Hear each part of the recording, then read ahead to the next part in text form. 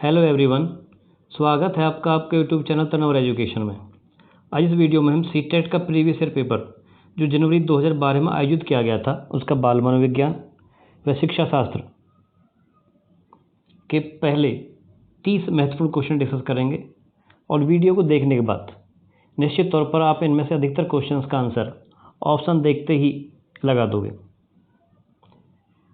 पहला क्वेश्चन देखते हैं। जब बच्चा फेल होता है, इसका तात्पर्य है जब बच्चा फेल होता है तो इसका अर्थ क्या होता है?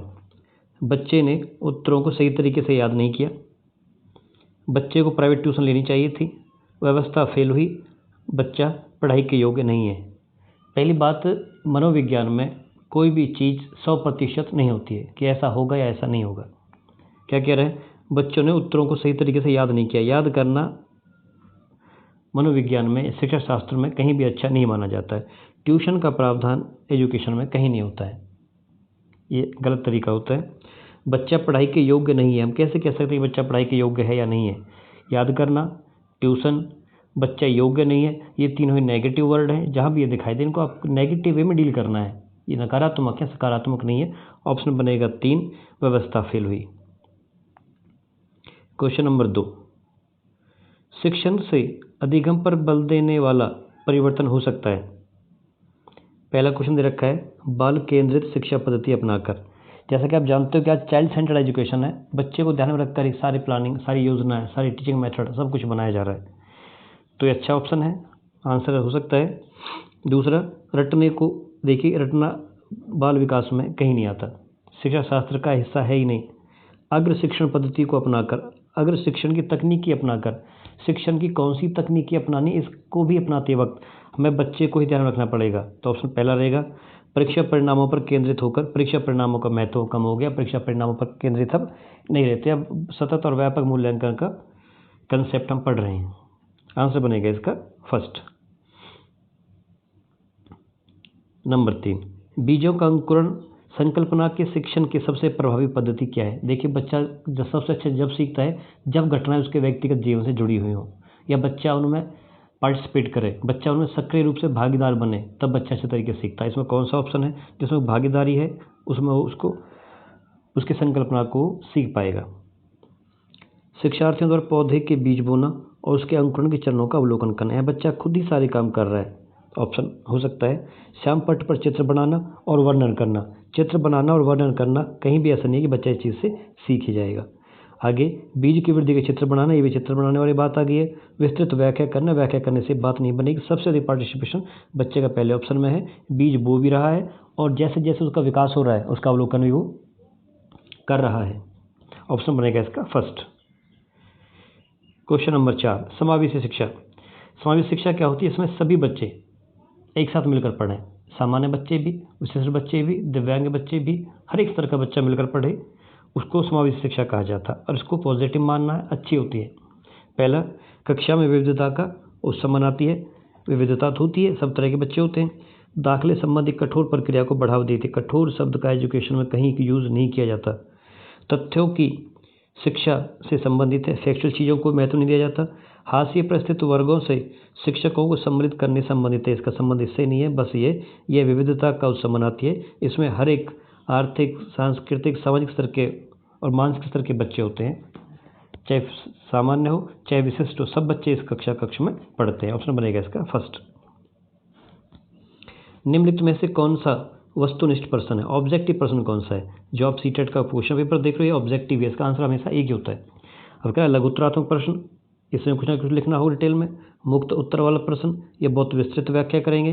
निबंधात्मक प्रश्न, इसमें वो डिटेल में लिखना है। और तीसरा है सत्य या असत्य, ये आपका ऑब्जेक्टिव का उदाहरण है। निम्नलिखित में से कौन सी प्रगतिशील शिक्षा की विशेषता है? निम्नलिखित में से कौन सी प्रगतिशील, प्रोग्रेसिव एजुकेशन की विशेषता इनमें से कौन सी है? देखिए, एजुकेशन में, बाल विकास में, शिक्षा शास्त्र में कहीं पर भी केवल शब्द यूज़ नहीं किया जाता। नंबर 1, तो यहाँ पे ऑप्शन कट जाएगा। दूसरा, परीक्षा में अच्छे अंक प्राप्त करने पर अच्छे अंकों को भी महत्व कहीं पर नहीं दिया जाता, यह भी नेगेटिव वे में यूज़ किया जाता है। बार बार ली जाने वाली परीक्षाओं को भी अच्छा नहीं माना जाता है। परीक्षाओं का नहीं तो सतत और व्यापक मूल्यांकन होता, हमेशा बच्चे का मूल्यांकन चलता रहता है। आगे समय सारणी और बैठने की व्यवस्था में लचीलापन, सिस्टम में समय सारणी में उनके सिटिंग अरेंजमेंट फ्लेक्सिबिलिटी हो, लचीलापन हो, तो ये इसका आंसर होगा। नेक्स्ट क्वेश्चन देखते हैं। एक शिक्षक प्रश्न पत्र बनाने के बाद यह जांच करता है कि क्या प्रश्न परीक्षण के विशिष्ट उद्देश्यों की परीक्षा ले रहे हैं। वह मुख्य रूप से प्रश्न पत्र की या के खाली स्थान के बारे में चिंतित है। संपूर्ण विषय वस्तु को शामिल करने के बारे में, संपूर्ण विषय वस्तु को जो भी उसके विशिष्ट उद्देश्य थे, विशिष्ट उद्देश्यों को चेक करने के लिए परीक्षा ले रहा है। तो इट मीन्स जितना भी उसने कुछ पढ़ाया अब तक उस सब को बच्चे का वो परीक्षण करना चाह रहा है कि उसको कितना सीखा है, कहाँ पे कमी रही, कहाँ पे नहीं रही है। तो इसका आंसर बनेगा फर्स्ट, दूसरा, तीसरा, चौथा इसका आंसर नहीं होगा। 8वां क्वेश्चन, विवेचनात्मक शिक्षा शास्त्र का यह दृढ़ विश्वास है क्या। पहला, विद्यार्थियों को स्वतंत्र रूप से तर्कना नहीं करनी चाहिए। बच्चों को स्वतंत्र रूप से तर्कना नहीं करनी चाहिए, गलत तरीका है। बच्चों को अपने विचार अभिव्यक्त करने का पूरा मौका मिलना चाहिए।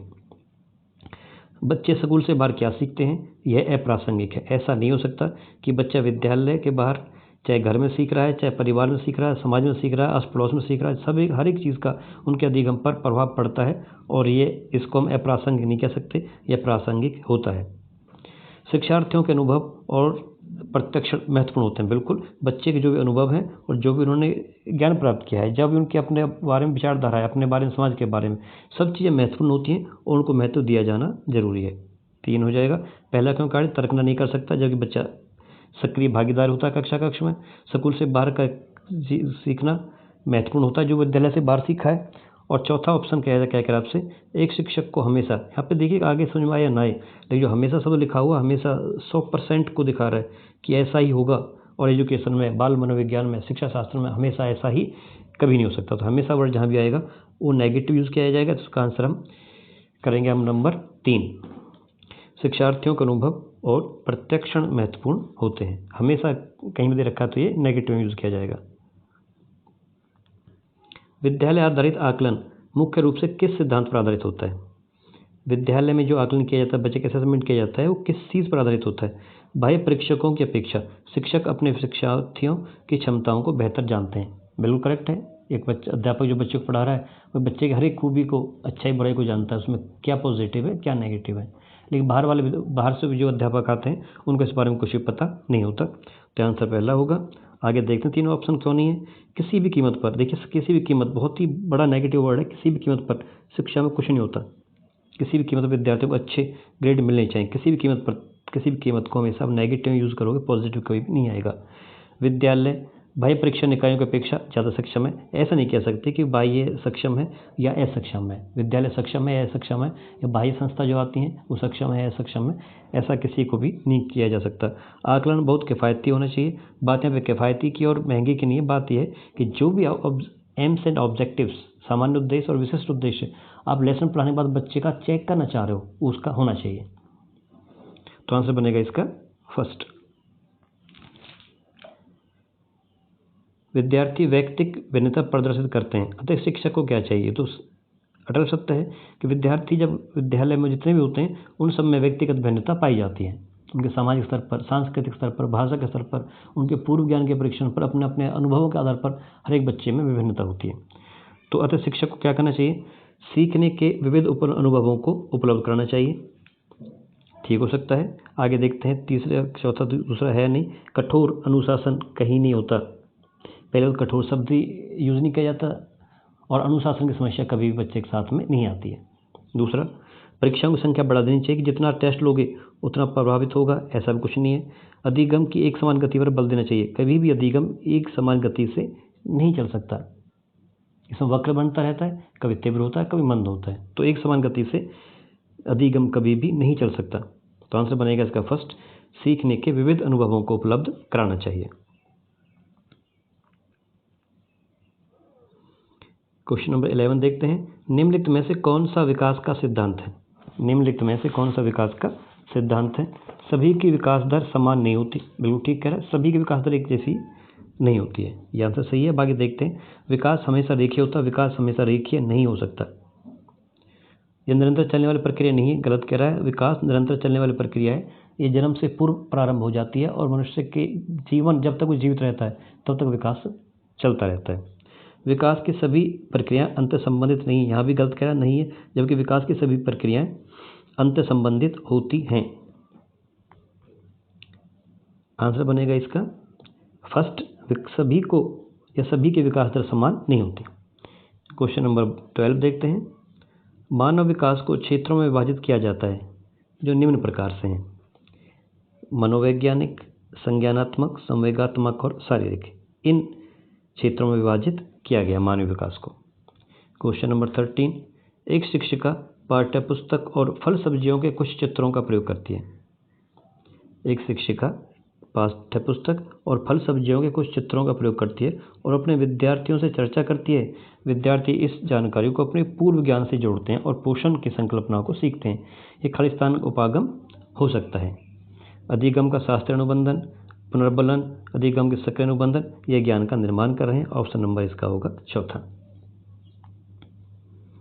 जब बच्चे की दादी उसे उसकी माँ की गोद से लेती है तो बच्चा रोने लगता है।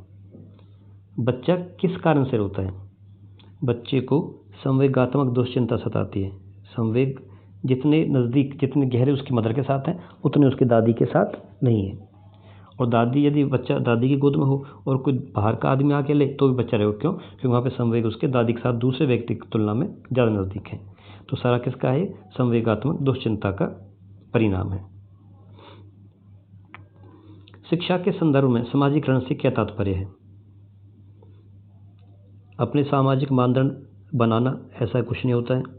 समाज में बड़ों का सम्मान करना, सामाजिक वातावरण में अनुकूलन और समायोजन, यही सामाजिकरण है। सामाजिक वातावरण में अनुकूलन और समायोजन करना ही सामाजिकरण कहलाता है। ये शिक्षा के संदर्भ में इसका यही अर्थ होता है। और ये चौथे में तो एक अपने आप में कीवर्ड छुपा हुआ है, सदैव कुछ नहीं होता। सदैव अनुपालन करना, हमेशा अनुपालन करना, किसी भी कीमत पर करना, ऐसा नेगेटिव वर्ड है। इनको जहाँ भी दिखाई दे उनको आपको नेगेटिव तरीके से डील करना है।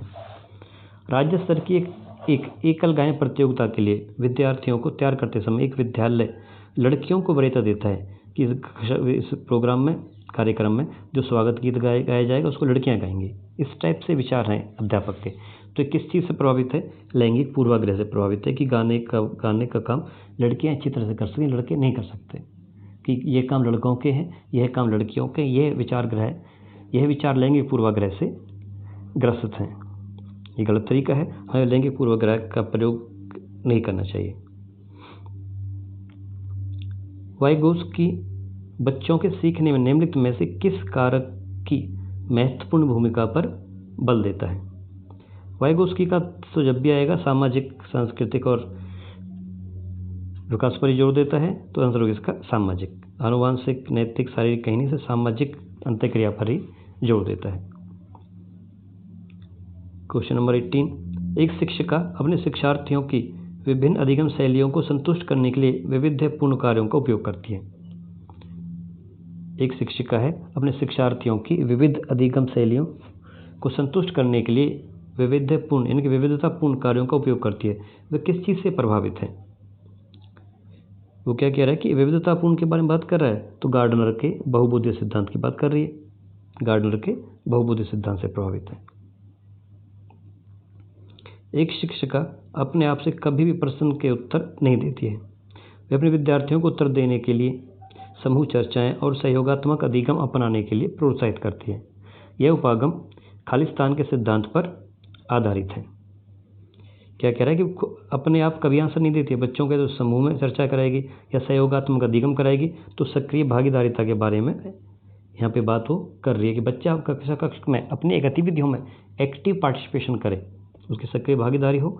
और ये बहुत अच्छा तरीका है बच्चे के सीखने का। यदि बच्चा सक्रिय भागीदारी कहीं कर रहा है तो उसकी सीखने की क्षमता, सीखने के अवसर ज़्यादा बढ़ जाते हैं।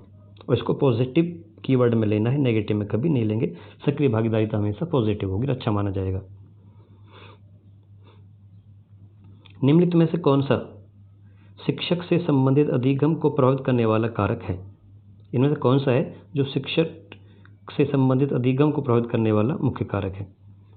बैठने की उचित व्यवस्था, शिक्षण अधिगम संसाधनों की उपलब्धता, विषय वस्तु या अधिगम अनुभव की प्रकृति। तीन भी हो सकते हैं, लेकिन क्या कह रहे हैं? विषय वस्तु में प्रवीणता, यदि अध्यापक की अपने सब्जेक्ट मैटर पर मास्टरी नहीं है, कमांड नहीं है, तो चाहे कितनी अच्छी बैठने की व्यवस्था हो, कितनी अच्छे शिक्षण अधिगम के संसाधन हो और कितनी अच्छी विषय वस्तु हो और अनुभवों की प्रकृति हो, बिल्कुल भी कारगर सिद्ध नहीं होंगी जब तक अध्यापक की अपने विषय वस्तु पर, अपने सब्जेक्ट पर मास्टरी नहीं है, प्रवीणता नहीं है, कमांड नहीं है। आंसर बनेगा चौथा, विषय वस्तु में प्रवीणता। यहाँ पे 4 ऑप्शन में चौथा ऑप्शन राइट चॉइस है।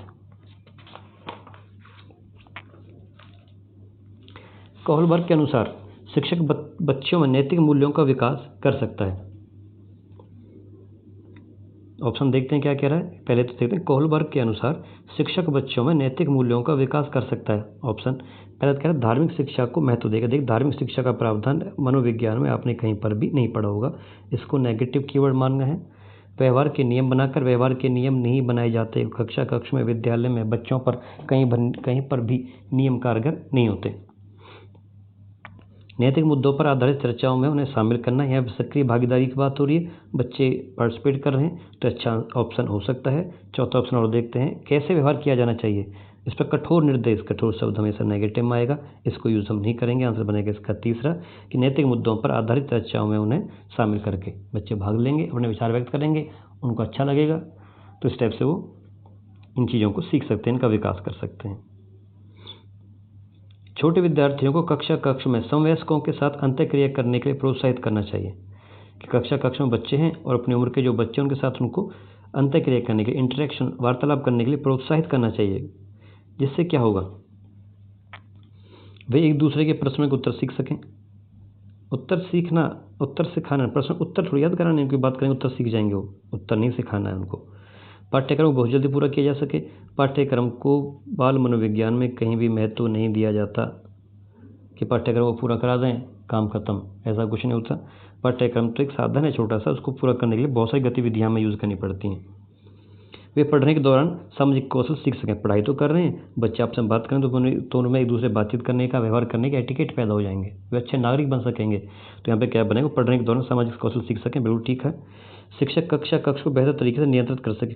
कक्ष को नियंत्रण करने का काम अध्यापक थोड़ी, अध्यापक उसको कक्ष को नियंत्रित करने के लिए वहाँ पे आया है, नियंत्रित नहीं करना है, बस क्या करना है। ऑप्शन क्या बनेगा, वे पढ़ने के दौरान सामाजिक कौशल सीख सकेंगे जब बच्चे आपस में वार्तालाप करेंगे। जब एक निर्योग्य बच्चा पहली बार विद्यालय आता है तो शिक्षक को क्या करना चाहिए। कोई बच्चे के अंदर कोई डिसेबिलिटी है, कोई सामान्य बच्चा नहीं है और पहले दिन वो विद्यालय में आए, तो आप एज ए टीचर वहाँ पे क्या करोगे। बच्चे की निर्योग्यता के अनुसार उसे विशेष विद्यालय में भेजने का प्रस्ताव देना चाहिए। बिल्कुल गलत तरीका है। क्यों? क्योंकि हम यहाँ पे समावेशी शिक्षण का कंसेप्ट, अवधारणा पढ़ रहे हैं। समावेशी शिक्षण क्या कहता है कि इसमें हर प्रकार के बच्चे को सामान्य विद्यालय में कुछ विशेष सुविधाएं बना करके पढ़ाना है, उसको अलग विद्यालय में नहीं भेजना है, उसे अन्य विद्यार्थियों से अलग रखना चाहिए। बिल्कुल गलत तरीका है। अलगाव, सेपरेशन, श्रेणीबद्ध करना, वर्गीकृत करना, ये सारे नेगेटिव वर्ड हैं। किसी भी बच्चे को किसी आधार पर दूसरे बच्चों से अलग नहीं रख सकते, नहीं सिद्ध कर सकते, नहीं बता सकते। सरकारी योजना विकसित करने के लिए बच्चे के माता पिता के साथ चर्चा करनी चाहिए। चर्चा कर सकता है कि इन चीज़ों के बारे में कैसा इसके लिए अच्छा होगा। प्रवेश परीक्षा बिल्कुल नेगेटिव है। प्रवेश परीक्षा का प्रावधान कहीं पर भी नहीं माना जाता और नहीं है। जहाँ भी प्रवेश परीक्षा की बात आएगी उसको नेगेटिव वे में डील किया जाएगा। ऑप्शन बनेगा इसका तीसरा, सहकारी योजना विकसित करने के लिए बच्चे के माता पिता के साथ चर्चा करनी चाहिए। 24, पियाजे के संज्ञानात्मक विकास के चरणों के अनुसार इंद्रियगामक अवस्था किसके साथ संबंधित है। अनुकरण, स्मृति और मानसिक निरूपण के साथ पियाजे की अवस्था का संबंध होता है।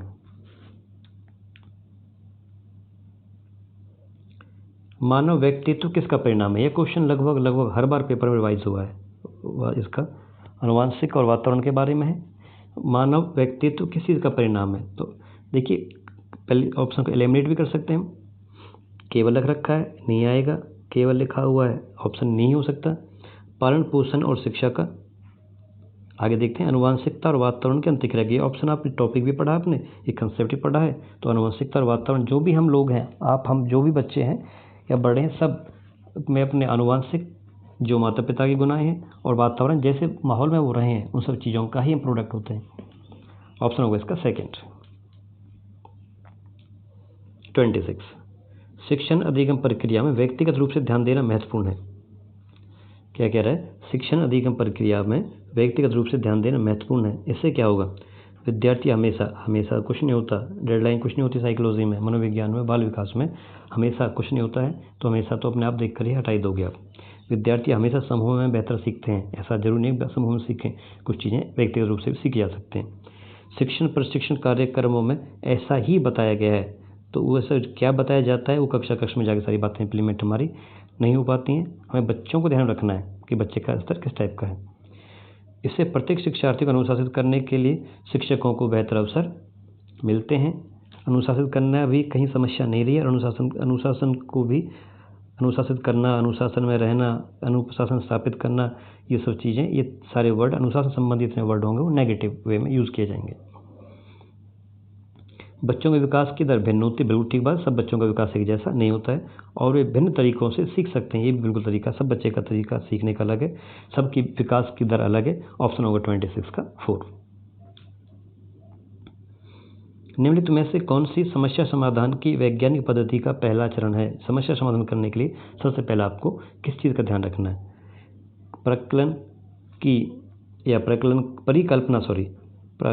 परिकल्पना जो भी है, हाइपोथेसिस की बात करा, प्राकलन का परीक्षण करना, समस्या के प्रति जागरूक होना, प्रासंगिक जानकारी एकत्र करना, प्राकल्पना का निर्माण करना। पहले हाइपोथेसिस तैयार करेंगे, इस समस्या का सलूशन हम कैसे कैसे कर सकते हैं।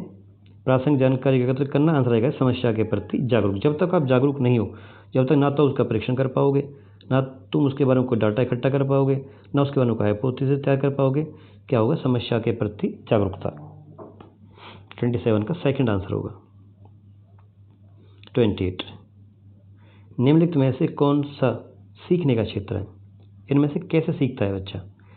अनुभाविक, भावात्मक, आध्यात्मिक या व्यावसायिक? भावात्मकता को अधिक महत्व दिया जाएगा। सीखता अनुभवों से, लेकिन जब तक भावात्मक उसका विकास नहीं है, इमोशनल नहीं है, भाव उसके जब तक विकसित नहीं है तब तक बच्चा नहीं सीख पाएगा। तो आंसर रहेगा इसका भावात्मक। जब बच्चा कार्य करते हुए ऊबने लगता है तो यह इस बात का संकेत है, जब बच्चा क्लासरूम बैठा बैठा ऊब रहा है, उसको फेड अप फील कर रहा है, तो एक्टिविटी तो नहीं हो रही है, बच्चा भागीदारी भी उसमें कक्षा में नहीं कर पा रहा है, तो वन साइड काम हो रहा है। पूरा देखते हैं ऑप्शन कौन सा कह रहा है। बच्चा ऊब रहा है, संभवतः कार्य यांत्रिक रूप से बार बार किया। जब एक ही जैसी चीज़ों को बार बार रिपीट किया जाएगा तो चीज़ें बच्चे को फेड अप कर देती हैं, उससे बच्चा बोरियत महसूस करता है। बिल्कुल हो सकता है राइट आंसर होगा, बट जब तक 4 ऑप्शन नहीं देख लेंगे तब तक इसको राइट हम नहीं कर सकते। हो सकता है इससे बेटर सिचुएशन को और दे रखियो। बच्चा बुद्धिमान नहीं है, हम ऐसा कैसे कह सकते हैं? बच्चा ऊब रहा है तो बुद्धिमान नहीं है। बच्चे में सीखने की योग्यता नहीं है, ये भी नहीं हो सकता। बच्चे को अनुशासन करने की जरूरत है, पहले कह चुका हूं, अनुशासन की समस्या कहीं पर भी नहीं होती है। 3 ऑप्शन गलत हैं। ऑप्शन बनेगा फर्स्ट, संभावना है कि जो कार्य है वो मैकेनिकली बार बार रिपीट किया जा रहा है। क्वेश्चन नंबर 30, प्राय शिक्षार्थियों की त्रुटियां खालिस्तान की ओर संकेत करती हैं। बच्चे पढ़ते हैं, सीखते हैं तो गलतियां भी करते हैं, तो ये गलतियां किस ओर इंडिकेट करती हैं? वे कैसे सीखते हैं? यांत्रिक अभ्यास की आवश्यकता है, सीखने की अनुपस्थिति, शिक्षार्थियों के सामाजिक आर्थिक स्तर। देखिए, गलतियों का सामाजिक आर्थिक स्तर से कोई लेना देना नहीं है। सीखने की अनुपस्थिति, जब कर रहे हैं तो कुछ ना कुछ तो गलतियां तो सीखेंगे, तो करेंगे भी। यांत्रिक अभ्यास की आवश्यकता पर जोर नहीं दिया जाता। वे कैसे सीखते हैं, इसकी ओर संकेत करता है। यहाँ पे आज के 30 क्वेश्चन समाप्त होते हैं। उम्मीद करता हूँ आपको ये वीडियो पसंद आई होगी। यदि वीडियो आपके लिए सहायतापूर्ण रही है, हेल्पफुल रही है, तो प्लीज़ वीडियो को शेयर, लाइक और सब्सक्राइब करना ना भूलें। मिलते हैं अगले वीडियो में, तब तक के लिए टेक केयर। जय हिंद, जय भारत।